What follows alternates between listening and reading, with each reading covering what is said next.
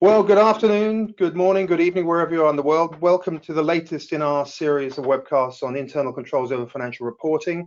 We have a very big audience today, so thank you all for joining us. This particular segment is ICFR transformation and the elephant in the room, and that elephant is manual controls. So I think you all identify with that. So my name is Dan French. I'm founder and CEO at Consider Solutions. I'm the miserable looking one on the left. But my mother said I had a face for radio, so there you go. On the right-hand side, we're very pleased to welcome Hans van Ness, our Chief Operating Officer from Consider Solutions. So welcome, Hans. Hello, everybody. And very pleased to welcome our special guest, Stuart Worthington, as former Internal Controls Manager at Nestle, the world's largest food company. Welcome, Stuart.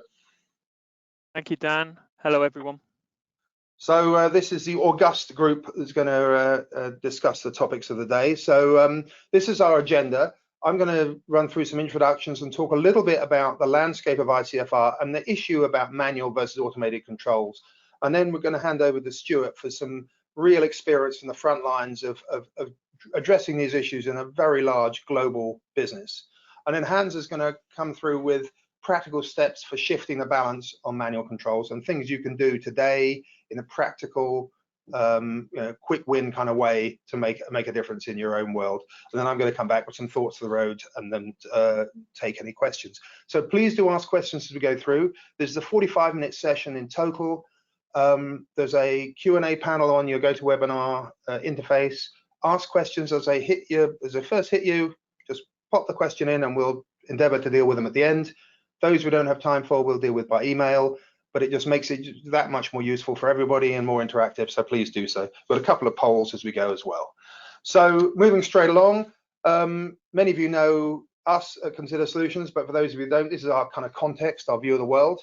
We're focused on trying to help organizations with this journey to world-class finance, world-class operations, and that's really about driving ever better business results, reducing cost of operations, optimizing cash flow, and having better risk management. And we deliver that through the pillars on the right. And obviously today is very much about financial control and compliance, but you can also very much see this is also about process transformation, because risk management and control is very much a process in its own right.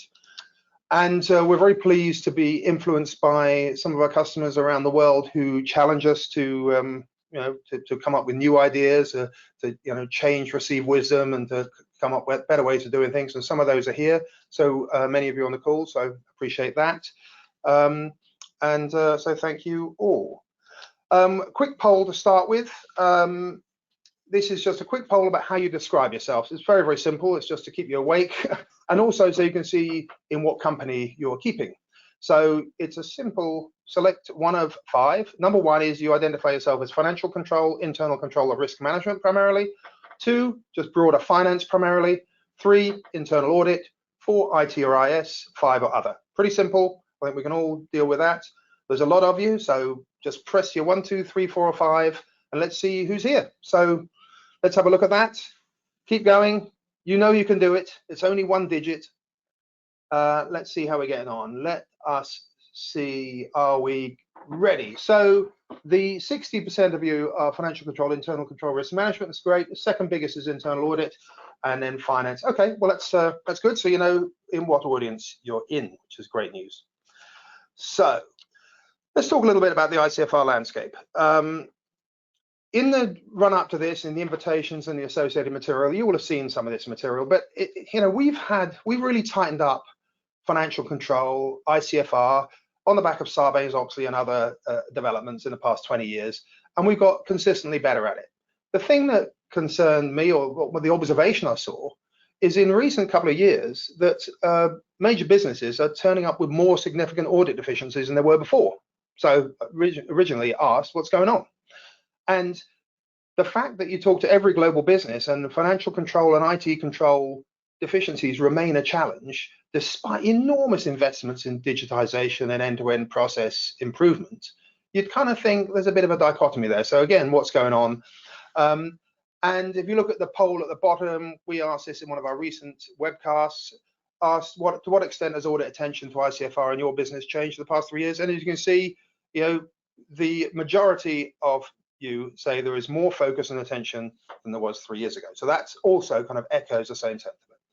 This is a lovely little schematic. It's adapted from the COBIT model. I just like the way it relates the financial statement, significant accounts in the financial statement at the top, to the processes that serve them and the classes of transaction that support them, through the financial applications or the applications of financial relevance that support those, and then the infrastructure.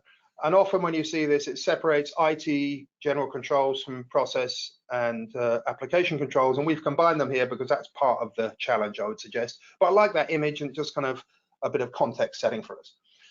Now, in our first webcast on this series, we had Robin Ashby, who's head of internal control at Curate Group, who QVC et al. Has 10 billion plus of online retail. And these are the issues that came out of that and out of a lot of research. There's 6 big challenges to ICFR effectiveness. One is we're moving more and more to global end-to-end business processes, which is great from a business efficiency and effectiveness point of view, but it's challenging for ICFR. The second one, risk management, control and compliance as an end-to-end process itself is challenging and difficult to make work in many organizations. 3, technology shifts, the move from what used to be ERP-centric businesses to this new world of hub and spoke, centralized cloud ERP maybe, but with satellite process applications. It's changing the world and changing how we think about risk in applications. 4, governance, obviously. How do we make stuff happen? How do we make decisions? How do we deliver the goods in a complex, fast-moving business? The last webcast was all about the challenge of identities and user access, when many of the users are bots or pieces of technology, and this technology shift we have. And then today we're all about manual controls, which, as you saw, is a big issue. And Deloitte did a great survey, and this just shocked me. I think this was a final catalyst for this webcast, really. 46% of major businesses, according to this Deloitte ICFR survey, said that they're less than 10% of their controls are automated. And that shocked me. And I talked to many people, and little by little, I kind of grasped it, but it's still not great, and none of us are happy with it. So that's a fact. We did some further polls ourselves on LinkedIn. So we asked about 3 months ago, what's your biggest single concern related to ICFR or SOX? And massive majority said manual process controls out of those choices on the left.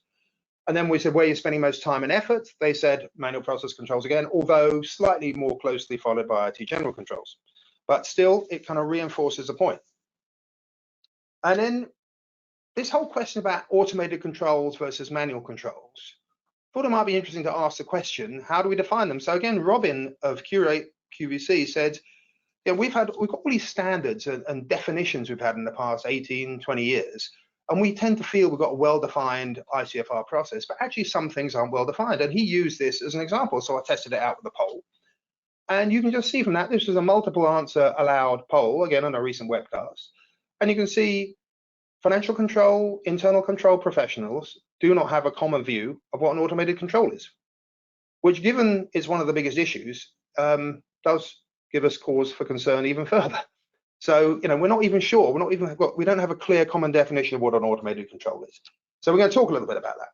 So we know, there's automated controls, there's manual controls, and there's those hybrid IT-dependent controls which require some information from applications or systems, but require human effort to make a judgment or an assertion or actually execute the control. But we also have this idea about preventive versus detective. We know preventive controls, when put in place, they save a lot of time and they make business work well. Detective controls are also a little more time consuming because there's a lot more judgment involved, which has its own challenges. So we'll hear more about that, but that's an interesting perspective to look at. So why in this day and age the manual controls still exist is a fair question. And from all of the discussions I've had and from the research we've done, I'd say these are some of the key issues. So insufficient process automation for some organizations, ineffective process automation is also a concern. Obviously, most of us have some planned manual compensating controls to validate specific control exceptions, which is fully understandable and planned. But there are also a lot of organizations who have compensating controls, manual ones, are only there because the primary process or primary controls are just failing. So they're having to do manual inventory counts, all sorts of stuff, which they wouldn't expect to do. Then there's a history, the legacy, the redundancy of controls, the technical silos, what different application groups, different technology groups, and of course that's all made worse by the M&A. Those organizations that are acquiring businesses particularly, this is much worse, and it makes a moving target, which is very difficult to deal with, and of course your organizational silos, which I know many of you have to deal with also. So I guess that's a little bit of some rationale. So poll for you again, question for you. In your business, what is your biggest internal control over financial reporting concern today? Is it 1, addressing audit deficiencies, 2, coverage of all the risks, 3, the end-to-end business process challenge, 4, your business application landscape, 5, controls, rationalization, and automation itself, and select all that apply. So if there are multiple of those, you say equally large concerns, select multiple. So again, this is useful to inform everybody. So is it 1, addressing audit deficiencies, 2, coverage of risk, 3, end-to-end business processes, 4, business application landscape, 5, controls, rationalization, automation? Give it your best shot. You can do as many as you like, preferably not all of them, but come on, you know you can do it. I said I was going to make you work. You have to do a few of these. So let's see how we're doing. Come on, let's have a look. So that is interesting. So end-to-end business processes and controls, rationalization, automation up there at the top. Yeah, that's kind of interesting. So, and it's good to see that not everyone's being reactive in addressing audit deficiency. That's good news. But yeah, that's great. So we're going to share this afterwards. That's great. Now, one other poll for you. So the very same topic, and you can only choose one now. Of all of those things, where you're spending most effort and cost today in ICFR. So all of those things, irrespective of what the issues are, where you're spending most effort and cost. So you've got your brain focused on that. Let's have a look at that. Where are you spending most effort and cost? Let's have a look at that. So again, it's the same selection. Which one are you spending most effort and cost in your business today? So should be quite straightforward. Don't worry, there's only one more of these and it's later on. So it's just keeping you awake, brain engaged, so you can be all the synapses firing. So come on, I can't do this, can't move on until you've at least 90% of you have done this. Let's have a look. Right, so controls, okay, it's a similar breakdown to before. Okay, well, hopefully you found that informative. So I've talked through a bit of the landscape of ICFR. We've had a couple of polls. We've done some good stuff here. So the fact of the matter is, the elephant in the room is manual controls. So with that, I'm going to introduce and hand over now to Stuart Worthington, former internal controls manager at Nestle. Stuart. Thank you, Dan, and thank you, everyone. Just a quick intro. Until recently, as Dan said, I worked at Nestle in Switzerland at the head office on Lake Geneva. For the last few years, I worked in the area of cloud and ISIT risk and controls, but for most of the 15 years I was at Nestle, I worked in the area of internal controls on access and process management. Nestle, obviously, as Dan said, is a big food company, biggest in the world, and implemented a global SAP solution across the world, standardizing as much as possible systems data and most importantly, the processes, standard processes across all our markets. The internal control department, which was started when I joined, created a centralized control methodology documentation, which we then communicated, tested, and checked all in all our markets. So on joining Nestle, there'd been created over 30 end-to-ends. We had a full ERP system in SAP, as I said, and we created 30 end-to-end processes, and these included obviously the standards, order to cash, period end close, procure to pay. And for each of these, there were many controls that people had aggregated together beforehand to apply to each of them. So there was hundreds, literally hundreds of controls. So the first step we did as a team was at high level just rationalizing and reducing the number of duplicate execution of the same control in a process. So we got down from sometimes 50 or 60 controls down to 20 or 30. However, after 2 years, we were still in the position where we needed to focus more because we still had, as I said, 20 plus controls in one of our end-to-ends, and move to a more automated set of controls, as we had lots of complaints in markets that we just had too much material and there was too much to do and obviously not enough staff. So I'm sure that's familiar to a lot of you. So the objective, as you see on the left-hand side, was obviously to reduce the number of controls we had, eliminate the ones we didn't need, to increase the amount of automation, and in doing so, hopefully increase the number of preventive controls we had. So we had a stronger framework. So that was the goal on the left-hand side. And what we used, as Dan said, the Jenga analogy on the right-hand side was how we presented this to our management, because we wanted to show to our management that at the end of the day, we were still managing the risk within the company, but our business controls had less controls in them, but we were still in control. So if I look at the opportunity we had on the next slide, Dan. Sorry, yep. So where we were on that last slide, we were talking about potentially keeping manual controls, as we've said, and it's clear that a lot of manual controls at that time could not be removed. However, we took the opportunity to then look at the manual controls that were left and in so-called augment these controls to obviously reduce the human error and inconsistency we had. So here are a few examples that I give to you where we did something in the green on something that we couldn't remove. So as an example, review of manual journals, there was clearly an opportunity in our system to actually be able to identify manual journals quicker. And then at the end of the day, we created a guideline, standard or policy, to clearly tell markets what was an allowable manual journal, what was a posting. Another good example is bad debt write-off reviews. We had standard reports, but in a company our size, we had different reports for the same terminology, bad debt. And so people were running reports in a different way. So then we decided and worked to get a standard report, and then as well as that, put in place a standard procedure and created training materials so everyone was doing it in the same way. However, once this work had been done, there was still a need to pay attention to the manual controls that we were left with. So as I say, we had mechanisms in place both centrally and in markets to reassess the manual controls, because we were conscious that a manual control needed continuous monitoring for some of the reasons you see there. Obviously, one of them, which we're all aware of, is changing business requirements, which is more important even today than it was before. There was a problem, you know, with the complacency people had with the manual control, just saying, well, I've done it, but have they done it? The checkbox mentality. And obviously, like all controls, continuous monitoring to see whether the control we had could have been circumvented or be exploited in some way.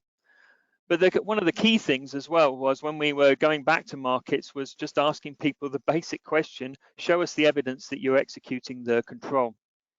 But what about automated controls?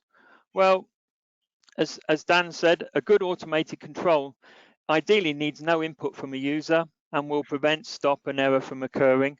So again, I've given some examples here, and the top one I'm sure you're all familiar with. If you take the second one, for example, PO approval limits, in a company the size of Nestle, we had so many different approval limits. They were specific to a market, and they were also specific to the material spend that we had. So what we were doing was actually using the configuration in SAP. We were able to not only control the level of spend by material, but also we put in place a workflow to allow users to become more aware of when and what to approve.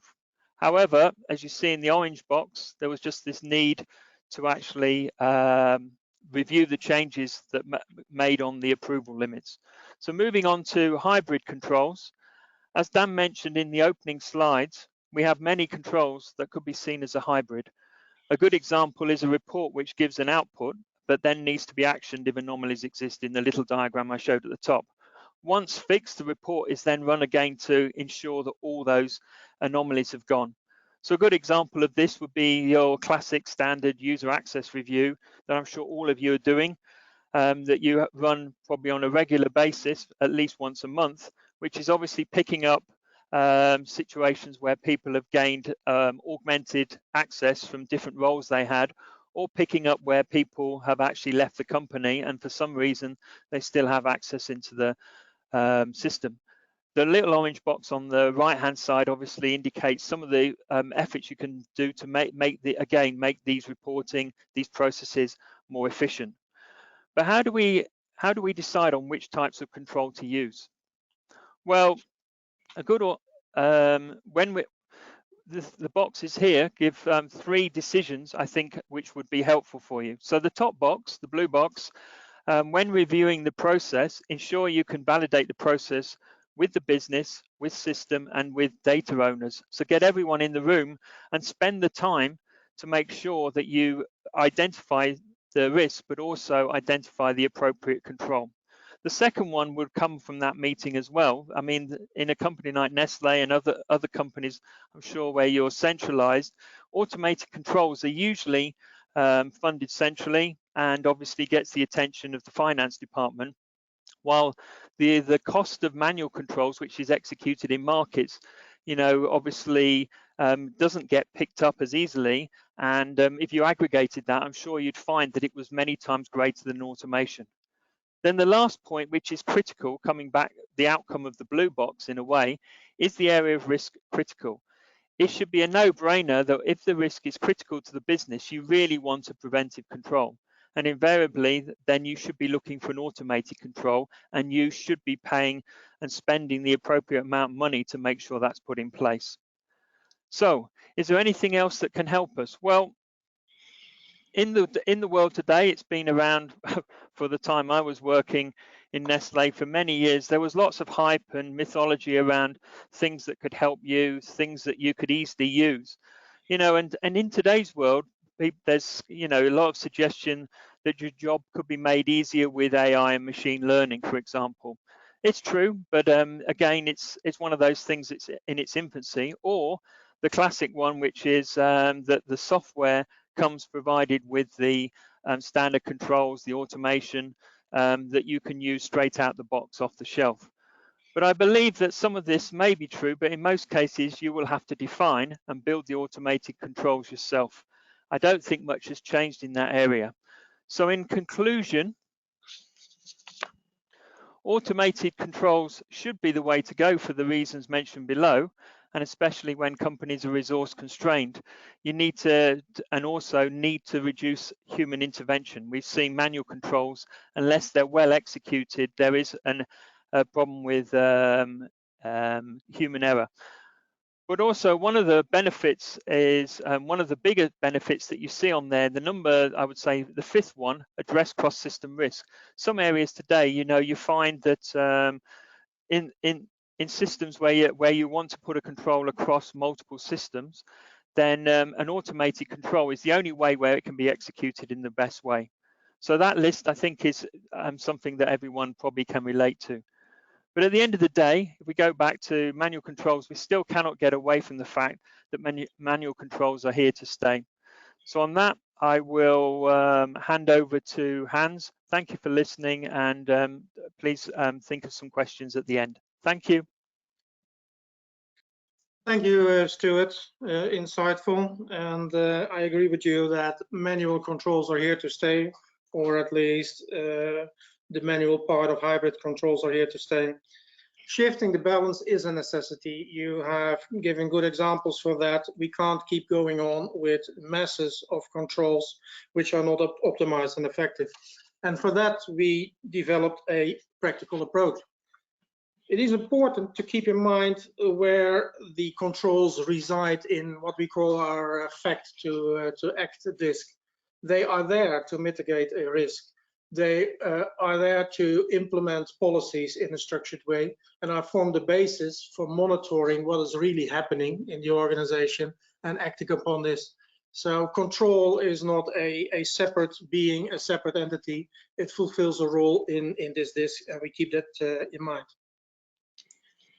The 5-step action plan, as we call it, to walk through your controls set of controls, your controls library, is a very pragmatic way to find out what you can rationalize, what has to be there, and how you can optimize it. And I will go through each of the 5 steps one by one.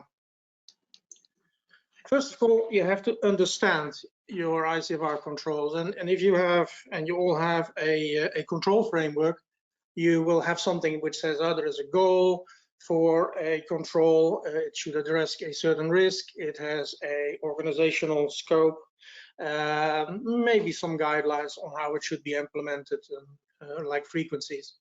But we think that these 6 elements depicted here need all to be answered for a good analysis and understanding of what you really need to keep and what you should improve.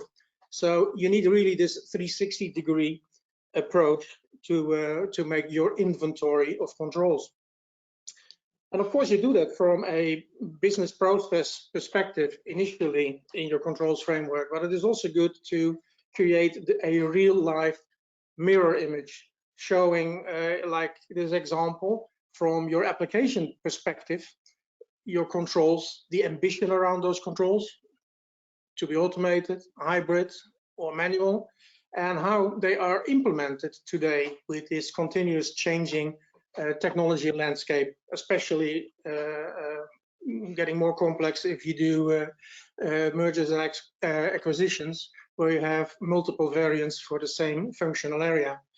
Making a map like this is very good to do a reality check, and you will find out when doing this that there are more technology variants around than you might think of. Once you have done your understanding, the next step is to see what you can eliminate based on that understanding. And the old saying is, elimination is the best form of automation, and that is very, very true. If you can eliminate it, you don't have to make any cost. We have a little checklist here that you could use top down. Obviously, if controls are not used, owned, or effective, you remove them. And then you go to a step deeper, where you say, let's eliminate variance where possible, change that's a bit more complex from low-level task-oriented controls to more outcome-oriented controls, and then where possible, embed controls into the configuration of your applications. As Stuart said, make a change from detective to preventive where possible, and of course think about the frequency of the control execution. And that frequency must not be static. It could be that over time, where it is proven that a certain control shows less violations, you could lower the frequency. Okay, now you are in the situation that you know what you can't eliminate. So think first, what can you automate? And you have to look upon it from 2 perspectives. The first perspective is the ambition that you have around the way you automate, the way you execute, and the way you want to see the value of the control. And that can be anything from periodically detective, afterwards, and correcting, till completely preventing that something is happening, like Stuart's example. If it's a really critical control for your business, prevention shouldn't allow for any exception and should be enforced. But that could mean that you stop a business process while a control comes into place, and that could be a hard case to sell to the organization. So think about ambition. The other part in automating is to think about the where, the what, and the how you want to implement it. In what way do you want to do it? Embedded in the primary process? Do you have separate applications and technology for it? Do you want to do it rule-driven, or do you want to look at outliers? And of course, that also depicts a bit how you can do that or how you can't do that. You have to combine all these elements, because you have to define in the end, what journey do you take to implement this automation? What is the impact, and what is the cost versus the value that you expect from the controls? If you can't fully automate a control, then you're going into a hybrid territory. And hybrid territory means that you have to peel off the onion, essentially. So isolate the human judgment part and make sure that everything that doesn't require that human judgment let's say the input and the output, is isolated and automated. The more compact the human judgment part is, the more focused it is, the better the acceptance of it and the better the quality of executing that control.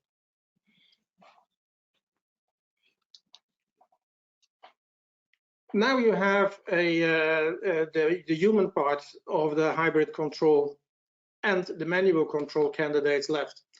And to make sure that they are as efficiently as possible implemented, you have to make sure that the attestation process is as good as it can get.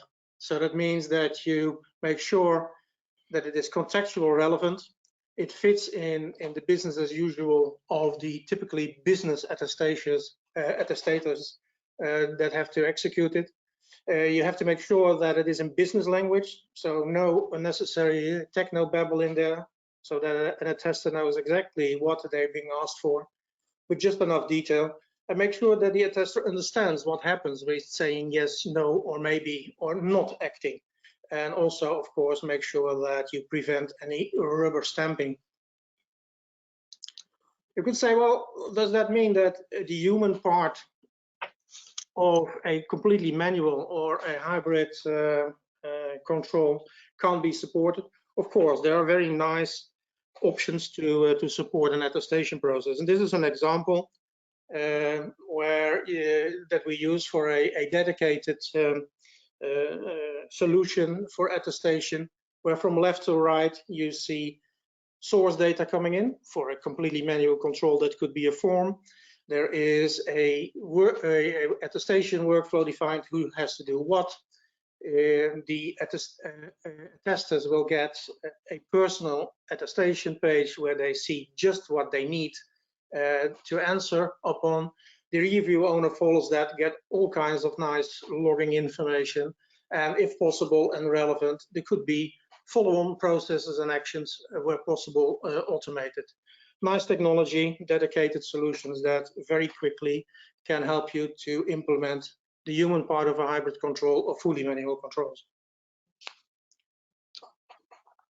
Then showed you the model of the types of controls, and when you take our 5-step action plan approach, it makes things more clearer. If you think about all the examples that Stuart gave, you now could cleanly pinpoint them to one of the 6 building blocks that are there. It is also to make clear that every kind of control, even the automated preventive ones, need a certain form of attestation. On a regular basis, they need to be checked if the control is still functioning. And of course, are you in the detective side, the attestation, the human component becomes important, and very important, of course, in the manual section. And we summarize that by adding a few building blocks to this diagram to show that. So meaning that attestation can be light, more verifying type, or a very considered activity, a judgment situation. Attestation is also here to stay. And with that, I want to conclude my presentation then, and over to you. Thanks very much, Hans, for your way through the mire, and thank you, Stuart, for your experiences. So I'm going to kind of give you some thoughts for the road now, and a couple of key points coming up here. So this is relevant. Please ask your questions. If you haven't asked the questions, pop them into the interface now. The more questions, the merrier. So let's do that. So yeah, when you look at the whole challenge, we've been doing this for a long time. We've been addressing internal controls of financial reporting since God was a small boy or girl, and it's still massive challenges. And I'm always brought back to this Dunning-Kruger effect, in that things are always more complex than we assume, and there's a lot of moving parts. And it always makes me, it's slightly tongue-in-cheek, but I don't know if you've seen this before, but the general research, which is 30 years ago now, says that if you have a very, very high degree of confidence in a decision or an opinion, it's usually because you don't have very much experience in it. And as you get experience of going through the detail of implementing your decisions or your opinions or doing the work required, your confidence in it goes down substantially into that pit in the middle. And eventually, when you become an expert, your confidence increases, but it's never to the level you had when you were a naive optimist. And I think it's kind of one of the reasons why whenever you ask a real expert, they'll usually give you a considered answer, not a definite answer to things. But this is very relevant in a lot of what we do in global businesses, and nowhere more relevant than in ICFR. So, you know, when we're asked to achieve certain goals, just automate it, just go off and do it, or, you know, we get some directions which are sometimes full of hyperbole, but short on reality. It's worth bearing this in mind. And I know some of the companies we work with use this with their executives to try and get that message across. So, but whenever we're trying to make a big change, you know, we know manual controls is the elephant in the room. We know we've got to make some change. In every area of business and ambition, we want to deliver some value to the organization. Our aspiration is to deliver high value at low effort, cycle time and cost. But the sad facts of life mean it kind of doesn't work out that way. We know that we end up with long lead times. These projects become programs, become large, they become multi-year. Sometimes you lose the will to live while you're going through it. And if you're a stakeholder, if you're one of the business stakeholders in this, and you've been told what the aspiration is, you've got this view of, you've got this sort of image of what the value is going to be, but you have this trough of despair while you wait for that value to be delivered, which might be years away. I call that the VATOD. And this is a really frustrating experience. So, you know, when we think about business, as we think about in all aspects of life, you know, the Pareto principle is kind of a good idea. We know it works in many respects. So how do we make it work in this context? So how do you get 80% or more of the outcomes, the desired outcomes, for 20% or less of the inputs? Now, we know that can work, and we've kind of lost sight of that perhaps in business, and it's a really important discipline for us to try and use. So here's an image here. The red dotted line is our strategic initiative, which might be a controls transformation. You know, you know, a lot of these things, you know, are measured in years until the value is delivered, certainly not months. And the first bit of the dotted line is when we're underwater cost-wise, and then when it starts getting above the x-axis, you're starting to deliver value, and that's great. But we need to find ways of delivering Pareto projects, delivering, you know, improvements to business where in very short cycle times, in the current financial period, 2 to 3 months at a push, delivering incremental value, helping the business develop agility because we're making change, because agile isn't just a saying, we've got to make it happen. And that experience informs the strategy itself and might make the strategy even better to deliver more value. And I think possibly even more important than that is you help your stakeholders through this VATOD problem, and you mitigate that trough of despair. You're constantly delivering value. Now, it's easy to say, but hard to do. And there's a lot of reasons why it's hard to do, but there are some best practices that allow us to deliver on this. So that's worth thinking about in terms of ICFR transformation. So I showed this kind of lovely little chart at the beginning, and I like it, and it's simplistic, but useful and relevant. So in our webcast, our discussions today, we've talked about the role of the global end-to-end process on this, the role of the hub and spoke technology landscape, the role of the COSO cube, the role of identities and user access, and now we've talked about this role of attestation in the move from manual controls to hybrid and beyond. So, you know, there's some mechanisms here we can use to start driving ICFR to the next level, and using Pareto, we can do things in a short and sharp way. So with what we've discussed, you might want to think about what is your aspiration, what's really achievable in your business. Now, hopefully those numbers can change. Now, this isn't a poll, I'm just asking you to think about it, but it's worth considering because we've got a lot of value still to get and a lot of low-hanging fruit. So hopefully some of this is kind of giving you some food for thought. So I'd like to ask you a poll, this is the final poll, but I've got one other thing to ask you. Based on what we've discussed, where would you say is your biggest opportunity to optimize manual controls in your business? And just select one of these. One is, I don't know. 2 is eliminate them. I think the biggest win is elimination. 3, the biggest win is automation. 4, the biggest win is augmentation, as Hans talked about. And 5, the biggest win is attestation, automated attestation. What do you think? So it's 1, 2, 3, or 4, or 5. And what do you think the biggest opportunity? Where's the lowest hanging fruit, if you like, for your organization? Is it, I don't really know, I haven't worked that out yet. 2, is it elimination of manual controls? Just get rid of them, they're not needed.